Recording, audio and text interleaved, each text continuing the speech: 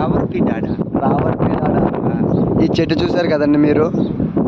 ఇక్కడ ఏంటంటే ప్రజల నమ్మకం ఏంటంటే రావర్పీడి బాబా అనే ఒక మహా తపస్వి తపస్సు చేసి ఇక్కడికి వచ్చిన గుర్రాలు పశువులు కానీ ఈ ప్రదేశంలో అది రావడపత్రి అంటారు.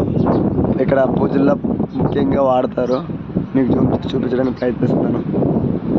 అంటే ఇక్కడ ఏంటంటే ఈ బాబాని ఎందుకు అంత ఆరాధిస్తున్నారంటే ఈ బాబా చేసిన తపస్సు ఎలాంటిదంటే ఎప్పుడైతే ఎండ వచ్చిందో ఆ ఎండ కూడా ఆ పశువుల మీద గుర్రాల మీద పడకుండా ఈ ప్రదేశం ఉంది కదండి, ఈ ప్రదేశంలో ఆ గుర్రాలు మొత్తం లైన్గా వరుస క్రమంలో నిలబడితే పైన సూర్యుడి నుంచి ఆ గుర్రాలకి విముక్తిగా నేర్పించాడు. నిజంగా ఇలాంటి దేవాలయంలో ప్రాముఖ్యత చాలా తెలుసుకోవాలండి. అందుకనే నేను యూట్యూబ్ ఛానల్ పెట్టాను. ఏదో డబ్బు సంపాదిద్దాము, లేదంటే వైరల్ నేను ఫేమస్ అవుతామని నాకు తెలుసుకోలేదు. నాకు తెలిసింది నేను తెలుసుకుంటుంది, నేను తెలుసుకోవాలనుకుంటుంది. తెలుసుకోవాల్సిన చాలా విషయాలు ఉన్నాయి. అవి మీతో పాటు పంచుకున్నాను. సాటి భారతీయుడిగా, సాటి తెలుగువాడిగా, సాటి యవ్వనుడిగా నా కళ.